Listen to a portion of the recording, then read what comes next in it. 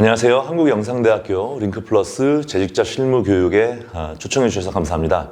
저는 전시 그리고 홍보, 마케팅 대행사를 맡고 있는 마이스리치의 대표 이슬기입니다. 언택트 시대의 전시의 방향성이라는 주제로 저희가 작년도 그리고 올해 하고 있는 B2B와 B2G의 사례 중심으로 한번 발표를 드려보겠습니다. 자, 먼저 코로나 시대에 맞추어서 왜 디지털 온라인 마케팅을 해야 하는가 말씀을 드려보겠습니다. 작년 한 해는 코로나로 인하여 저희가 주로 해외로 가지 못하고 온라인으로 화상 상담회 혹은 전시를 진행을 했었는데요. 과연 이 온라인 마케팅은 코로나로 인한 물리적 제약 조건 혹은 온라인 상담이 더 편해서 언택트 비즈니스 상담 트렌드에 맞추어서 온라인 비즈니스 마케팅이 돼야 되는가? 꼭 그렇지만은 않습니다. 사실 가깝고 편리해졌지만 우리가 잃어버리는 것들이 있죠. 기사에서 보시듯이 특히 학교에서의 수업이라든가 저희가 실제로 하고 있는 온라인 상담에서도 집중력이 조금 저하가 된다든가 접속이나 장애의 불안정으로 인한 문제점들이 굉장히 많았습니다. 진짜 위기는 코로나가 아닐지도 모른다라는 한번 생각을 해봤는데요. 이미 온라인 마케팅은 아마존이나 보시다시피 알리바바와 같은 거대 공룡 기업들이 상당 부분을 차지하고 있습니다. 실제로 우리가 디지털 마케팅을, 온라인 마케팅을 해야 되는 이유는 우리 브랜드의 미래 고객이 디지털 생태계 안에서 더욱더 적극적으로 쇼핑을 하고 있기 때문입니다. 자, 그들은 밀레니얼이라고도 부르고요. 자기애가 강하고 가성비보다는 가심비를 추구하고 디지털, 일반적인 TV 같은 디지털보다는 더욱더 모바일에 익숙해져 있고요. 자신의 삶을 인증하는 그런 세대라고 볼 수가 있습니다. 자, 이에 저희가 추구하고자 하는 온라인 마케팅, 디지털 마케팅의 방향성은 하고 싶은 말보다는 듣고 싶은 말을 찾아내는 것, 그리고 조금 더 정돈된 UX, 규칙적인 운영 주기, 그리고 카피라이트가 의심되지 않는 자체 기획되는 그런 컨텐츠를 만들어서 언택트 시대에 맞춘 전시 혹은 비즈니스 상담을 하는 것입니다. 자, 저희 회사를 먼저 한번 소개해 드려 보겠습니다. 저희는 MWC 혹은 CES 세계 양대 디지털 전시의 양대 축입니다. MWC라든가 밀라노 엑스포 등에서 지난 6년간 200건 이상의 국내외에서 중대형 이벤트를 수행을 했고요. 특히 작년 같은 경우는 신남방, 우리나라가 이제 진출해야 되는 시장입니다. 신남방, 신북방 그런 곳에서 온라인 상담의 사업을 12건 정도를 수행을 해왔습니다. 그리고 특히 콘텐츠진흥원의 사업에서 지난 3년간 IP와 기술이 결합된 콘텐츠 멀티유즈 사업을 수행을 하면서요. ICT나 MRX, 유튜브 영상 등에서 디지털 콘텐츠를 제작을 하는 것을 교육하고 해외 진출하는 모델을 구현해 왔습니다. 그리고 또한 러시아와 베트남에 법인을 설립해서 국내 기업들이 현지에 진출을 원하는 참여 기업에 실질적인 가이드를 드리거나 현지 법인을 통해서 신속한 지원 관리가 가능합니다. 우측에 보시는 기사에 보시면 작년에 그 코로나로 인해서 해외로 나가지 못하는 그 기업들이 문제가 있었는데 예를 들어서 현지에 지금 코트라에 관한 기사인데요. 현지 법인을 도울 수 있는 그런 사례가 있었습니다. 그리고 저희가 코로나 전이죠. 2019년도에 중소벤처기업부에서 한러혁신기업으로 선정이 돼서 운이 좋게도 하이브리드 온라인 플랫폼인 빨리라는 저희가 앱을 개발을 했습니다. 그것을 통해서 저희가 작년도에는 상반기에는 일이 굉장히 전 세계적으로 스톱이 되어 있었는데 하반기에는 온라인 비즈니스 마케팅을 많이 수행할 수 있었습니다.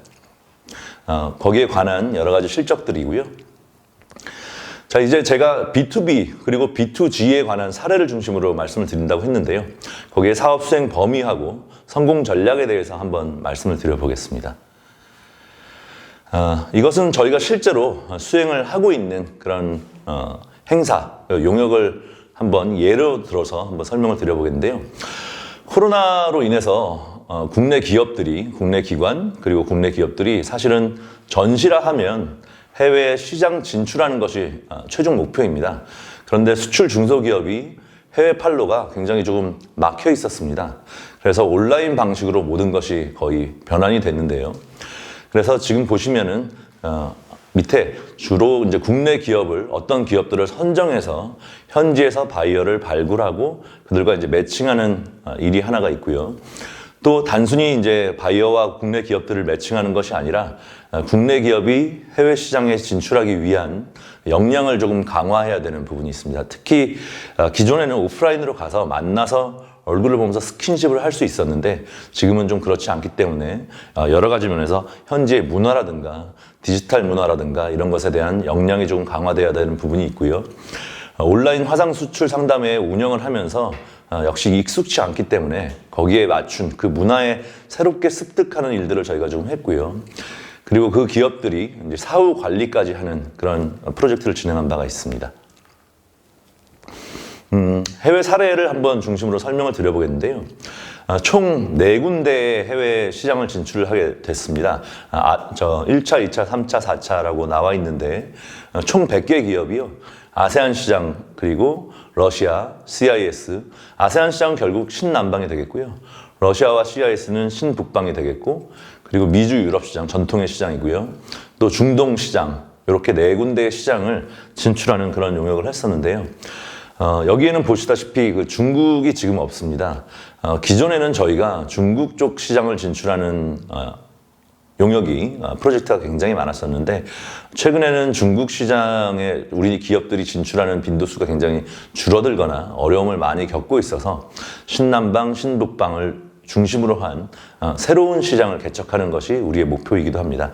그래서 저희는 지역별로 현지 진출 기업을, 현지의 바이어 구성을 5, 3, 2 이렇게 보통은 이제 짜서 가게 되는데요. 지역별로 주력 산업군을 먼저 선정을 하고 그 외에 좀 트렌드에 맞춰서 성과가 확장될 수 있는 산업군 그리고 유망 산업군 이런 식으로 바이어 풀을 만들어서 국내 기업들이 직접 만나기 전에 이제 사전 준비부터 준비를 하는 그런 프로젝트를 진행을 하고 있습니다.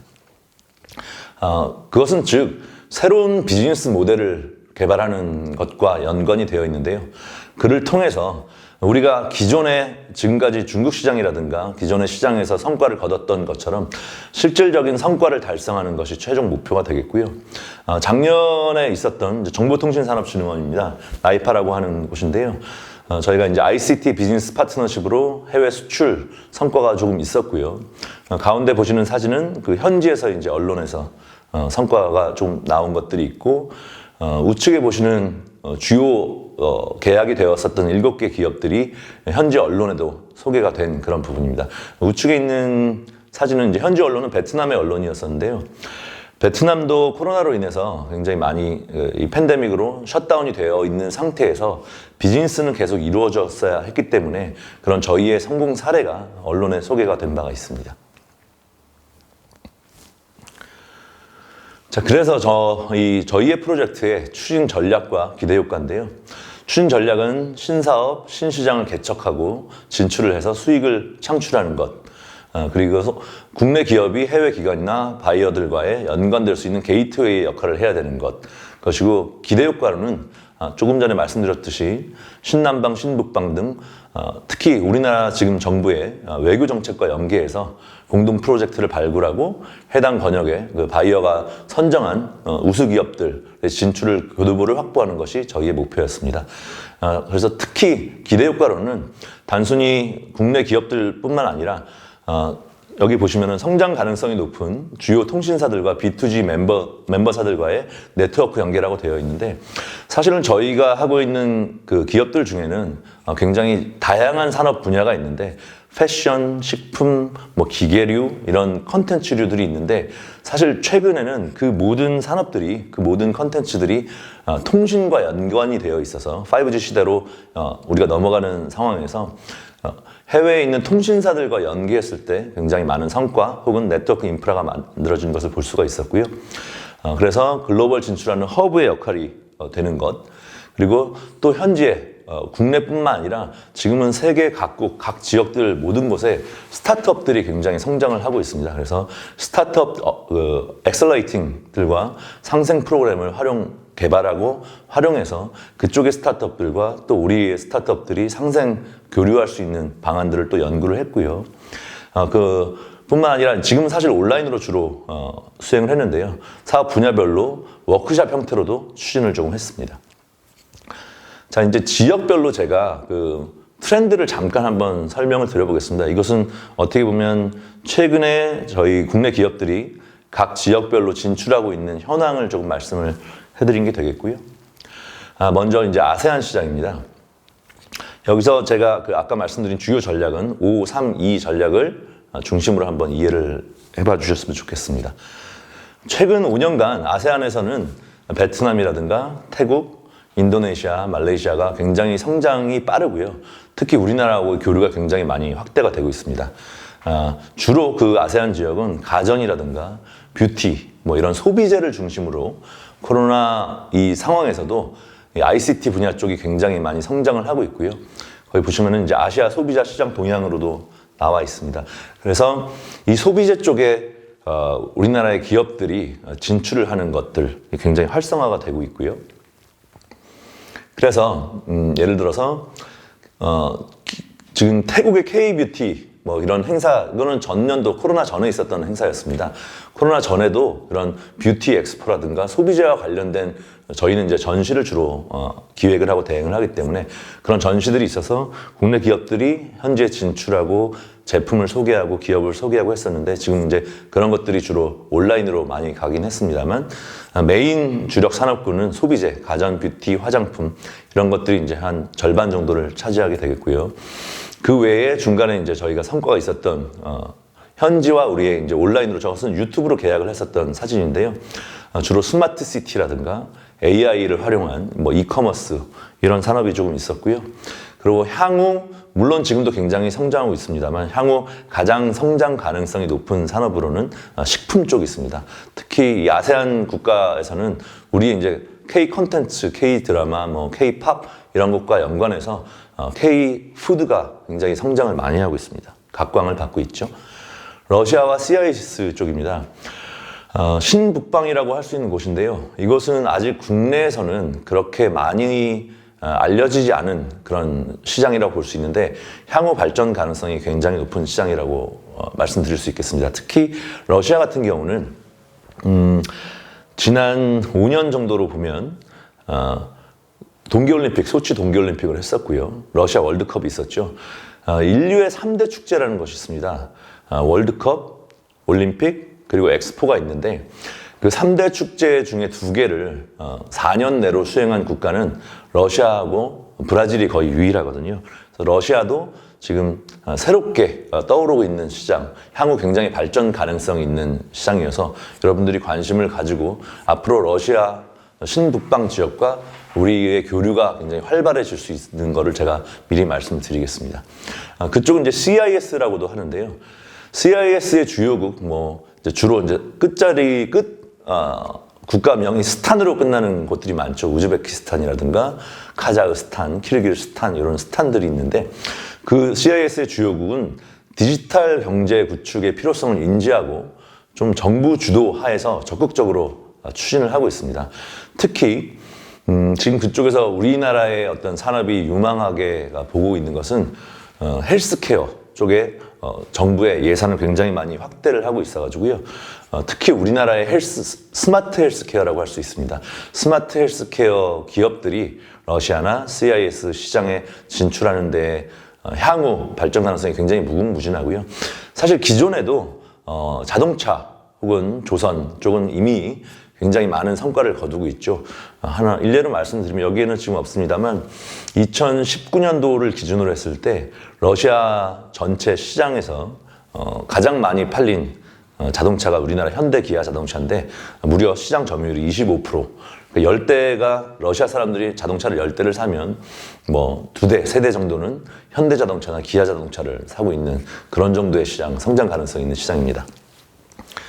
그래서 러시아나 CIS 쪽에 저희 우리나라의 기업들이 진출하기에 굉장히 유망한 종목으로는 현재 성과가 많이 나오고 있는 종목으로는 의료기기, 스마트 헬스케어 쪽이 있고요.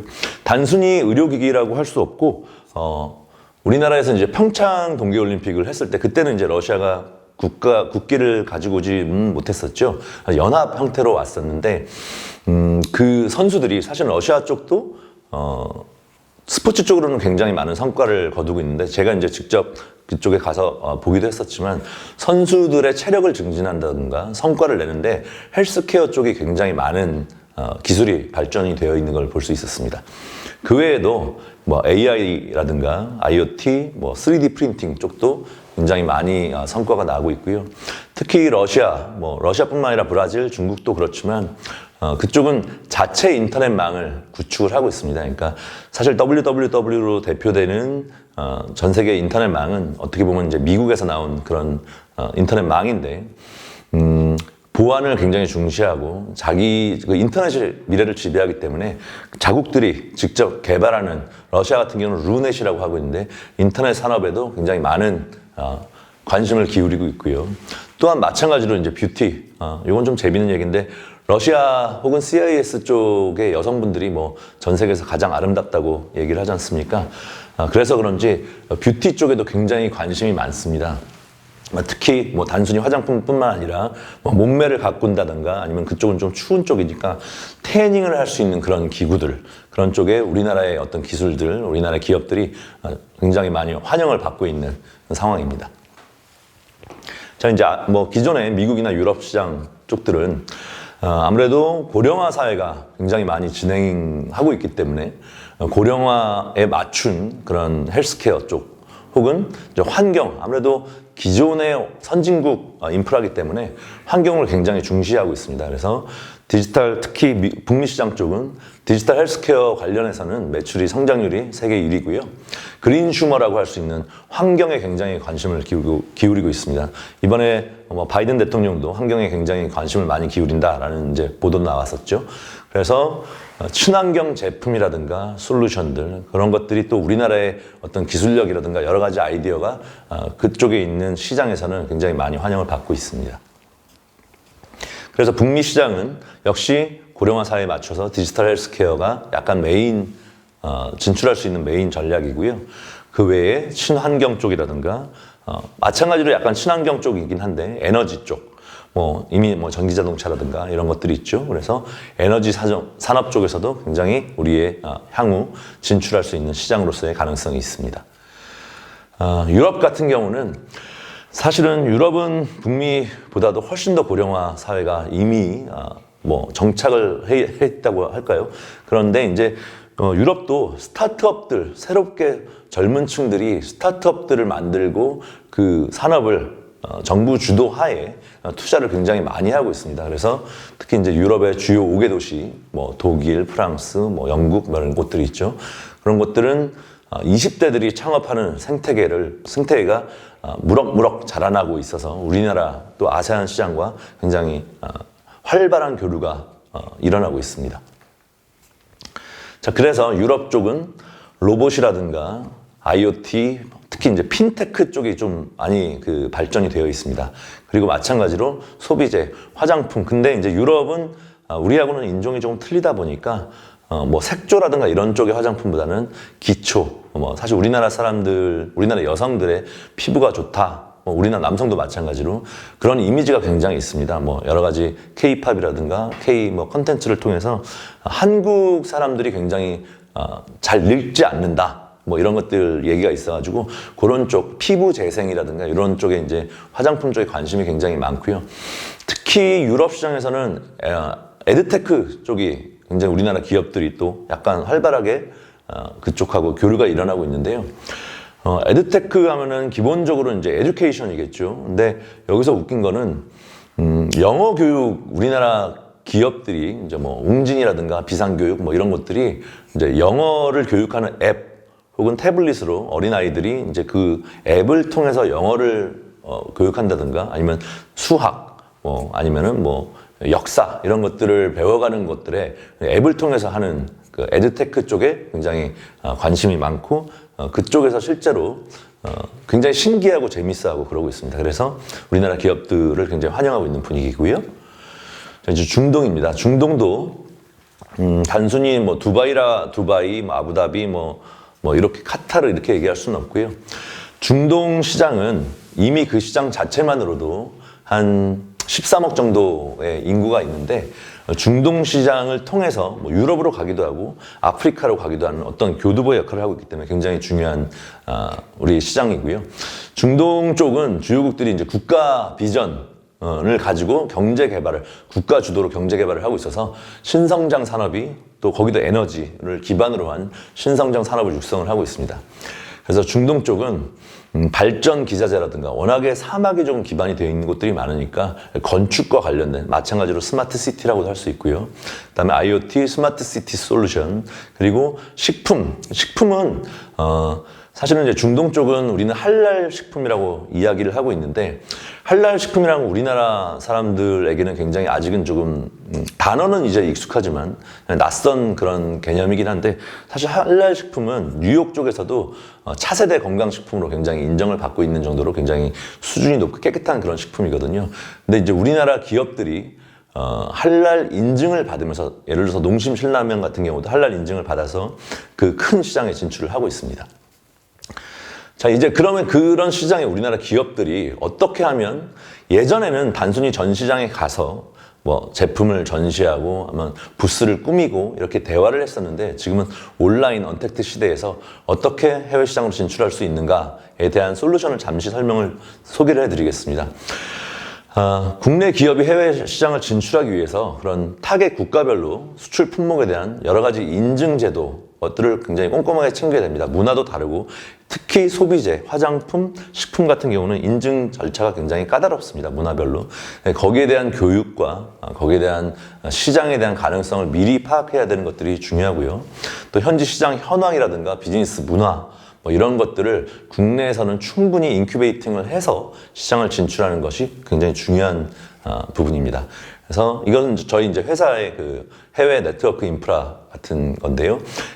지금은 온라인 시대이기 때문에 뭐 사실 지금 저도 온라인으로 말씀을 드리고 있지만 온라인으로 교육을 하고 하는 거는 24시간 어디에서나 접속할 수 있다. 뭐 이런 장점이 있겠죠. 그래서 다양한 각 지역의 리더들 혹은 현지에 있는 뭐 마케터들과 함께 온라인으로 교류하면서 정보를 굉장히 빠르게 교환할 수 있습니다. 거기에 대한 이제 프로세스를 간단하게 설명을 해드리면 각 지역이나 뭐 산업별 전문가 그룹을 참가해서 해외 진출의 비즈니스 모델, 국내 기업이 혹은 국내 스타트업들이 비즈니스 모델을 진단을 하고 해외 진출할 수 있는 레벨이나 거기에 맞춰서 집중 컨설팅을 하고 비즈니스 성과를 도출을 하고 있습니다. 예를 들어서 이제 북미 지역을 한번 제가 설명을 해드리면 이제 3단계 역량 강화 프로그램을 저희가 진행을 하고 있는데요. 먼저 국내 기업들의 이제 수요 조사 를 하게 되겠죠. 수요조사 단순히 뭐 거기 해외 시장에 대한 수요조사뿐만 아니라 국내 기업들의 이제 정보들을 저희가 취합을 해서 얼마나 이 기술력이 있는가, 아이디어가 있는가, 뭐 이런 것들을 수요조사를 하고요.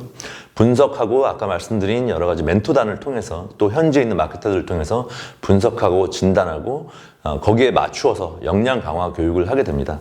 이것이 어떻게 보면 온라인 세상으로 넘어가면서 예전에는 사실 이런 절차가 별로 없이 현지에 가서 막 만나서 대화하면서 풀어나갔었는데 지금은 온라인 세상으로 넘어가면서 이런 절차를 하나하나 밟아나가는 것이 굉장히 강화되고 있습니다. 그래서 이제 국내외 기관 전문가들하고 저희가 이제 세미나도 웨비나라고 하는 웹 세미나죠. 그런 것 활발하게 진행이 되고 있고요. 이거는 영상으로 되고 있기 때문에 뭐 기록이 돼서 아카이빙 돼서 언제든지 다시 돌려볼 수도 있는 그런 장점도 있고 또 추가 교육 자료로도 배포가 되고 있습니다.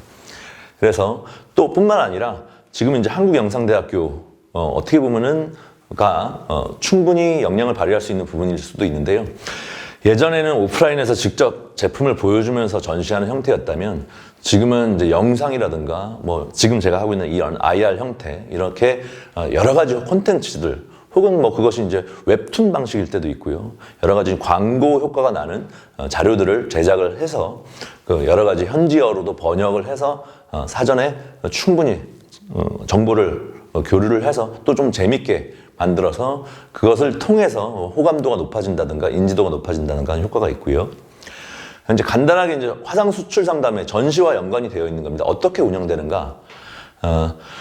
중소기업들, 국내 중소기업, 대기업은 전 지금 얘기하지 않겠습니다. 국내 중소기업들은 상당수가 아직은 화상 상담 시스템을 운영하는데 조금 미숙한, 물론 지난 1년 사이 굉장히 많이 올라오셨습니다. 그래서 그 시스템들에 대한 교육이 충분히 이루어지게 되고요. 그 다음에 이제 해외 진출을 할 때는 국가별로도 이제 공휴일이라든가 뭐 최근에는 코로나 때문에 임시 휴일 같은 것들이 굉장히 많습니다. 아무리 우리가 온라인으로 진행을 한다고 해도 이런 휴일들을 체크하는 것, 특히 중동 같은 경우는 우리는 토요일, 일요일 쉬지 않습니까? 중동은 토요일, 일요일 쉬지 않습니다. 그 쉬는 날이 다르거든요. 그래서 그런 날짜도 체크를 해야 되고, 이제 상담이 이루어질 때 뭐 수시로 상담을, 온라인으로 수시로 상담을 하기도 하고, 정기 상담회를 하기도 하고, 그런 하이브리드 형태로 진행을 하고 있습니다. 저희가 아까 잠깐 말씀드린 온라인 앱을 한번 설명을 드리겠는데요. 단순히 유튜브 뭐 이런 형태로 플랫폼에서 대화하는 게 아니라 이제는 모바일로 가기 때문에 저희가 이제 웹으로도 볼 수 있고 모바일로도 볼 수 있는 그런 이제 솔루션이 되겠는데요. 그 솔루션에는 지금 네이버에서도 한참 광고를 많이 하고 있는데 스마트 스토어를 이제 저희가 만들고 있습니다. 물론 그런 네이버 수준은 아직은 가진 못했는데요. 스마트 스토어에서 제품, 기업들을 소개를 해서 브랜드를 조금 빌딩을 하고 유통 전략까지도 소개를 하고 커뮤니케이션 할 수 있는 그런 각 기업의 홈페이지 스마트 스토어가 이제 만들어지게 되겠고요. 아까 말씀드린 제가 지금 하고 있는 이런 피칭에 대한 컨텐츠일 수도 있고 혹은 뭐 광고 혹은 뭐 기업 소개 홍보 영상, 제품 홍보 영상 이런 플레이리스트들도 사실 유튜브를 기반으로 하는 경우가 굉장히 많고요. 그 외에 이제 커뮤니티를 만들어서 직접적으로 Q&A를 한다든가 거기에 자료를 넣는다든가 아니면 서로 날짜나 시간을 정해서 대화, SNS식으로 대화를 하기도 해서 비즈니스 상담이 온라인에서 굉장히 활발하게 이루어지고 있습니다. 이거는 이제 그 온라인과 오프라인의 믹스를 하게 되는 경우인데요. 지금 보시다시피 뭐 오프라인으로도 완벽하게 온라인은 사실 없습니다. 하이브리드 형태이기 때문에 어떤 오프라인에서도 이렇게 한번 저희가 공간을 만들어서 기업들이 모여서 거기에 대한 교육도 사전에 실시를 하고 이게 이제 예전에는 그 현지에 가서 전시를 하는 형태였다면 지금은 이런 식으로 하이브리드 형태로 진행이 되겠고요. 특히 이제 뭐 여러 가지 솔루션들이 있는데 최근에는 줌을 글로벌하게는 제일 많이 쓰는 것 같고요. 거기에 따라서 디바이스들도 굉장히 많이 발달을 했습니다. 예전 뭐 물론 지금도 노트북에 있는 카메라, 웹캠 같은 걸 하기도 하는데 사실 최근에는 이런 디바이스들이 좋아져서 뭐 10명 회의를 하게 되면 카메라를 놓으면 그런 이제 웹이나 전용 카메라 같은 경우는 사람을 직접 누군가가 말을 하면은 그 카메라가 쫓아가서 그 스피커가 말을 하는 동안에 아예 노이즈 캔슬링이 되는 그런 기능도 있고 해서 온라인으로 회의하는데 그 기술이 굉장히 발달하고 있습니다. 또한 뭐 여전히 사실은 이제 통역들이 필요하게 되겠고요. 이런 통역은 결국에 우리의 입과 귀가 되어주기 때문에 통역들도 근데 예전에는 같이 그 자리에 있어야 했다면 통역들도 따로 접속을 해서 하는 이제 그 온라인에 굉장히 장점이 있고요. 이것은 뭐 기존에도 있었던 형태인데 그러면 통역을 통하든 아니면 에이전트를 통하든 이런 이제 상담에 대한 일지를 저희가 관리를 하면서 어떻게 비즈니스가 커뮤니케이션이 되고 있고 연결이 되고 있고 팔로우업이 되고 있고 성장을 하고 있는지를 체크할 수 있습니다. 그런 것들이 아까 잠시 제가 영상에서 보여드렸는데 그 현지에 있는 언론에 이제 나가 홍보가 되기도 하고요, 소개가 되기도 하고 그런 여러 가지 이제 이슈에 따라서 사실은 최근에는 이제 뉴스 미디어들도 굉장히 이런 요즘엔 이제 위드 코로나라고 하죠. 혹은 포스트 코로나 시대가 어떻게 변해갈 것인가에 대해서 굉장히 관심이 많기 때문에 어떤 뉴스의 가치도 굉장히 높아져 있는 상황입니다. 자, 지금까지 저희가 코로나 시대에 사실은 급변하는 환경 속에서 어떻게 기존의 전시가 온라인 혹은 여러 가지 하이브리드 형태로 어떻게 진행되고 또 결국 우리나라는 새로운 시장을 개척해야 되고 진출해야 되는 과정이 어떻게 바뀌어 나가고 있고 어떻게 업데이트 되어 가고 있는지 간단하게 한번 설명을 드렸는데요. 이렇게 뭐 디바이스들이나 기술이 아무리 발전하고 5G 시대라고 해도 사실 5G는 해외에서는 이런 망이 구축되어 있지 않아서 뭐 인터넷 같은 경우도 우리나라의 환경과 해외 환경이 굉장히 틀리기도 하고 그래서 어려움들도 굉장히 많은데 결국에는 우리 모두 하나하나가 사람이 운영하는 거기 때문에 관심을 가지고 발전하는 속도 거기에 맞추고 조금 불편하기도 하지만 그런 것들에 적응해 나가면서 새로운 시대를 열어가는 것들, 그리고 한국 영상대에 있는 여러분들도 분명히 저는 우리는 예전처럼 돌아가지 못한다고 얘기를 하고 있는데, 새로운 형태의 새로운 아이디어가 또 나와서 전 세계가 점점 더 연결되고 가까워지는데 분명히 우리의 또 새로운 큰 가능성이 있다고 보고 있고요. 그렇게 실제로 만들어지고 있는 성과를 제가 한번 설명을 드렸고요.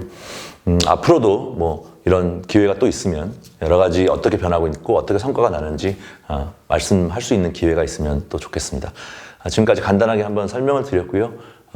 다시 한번 저를 초청해 주시고 이렇게 발언할 수 있는 기회를 주심에 깊이 감사드립니다. 감사합니다.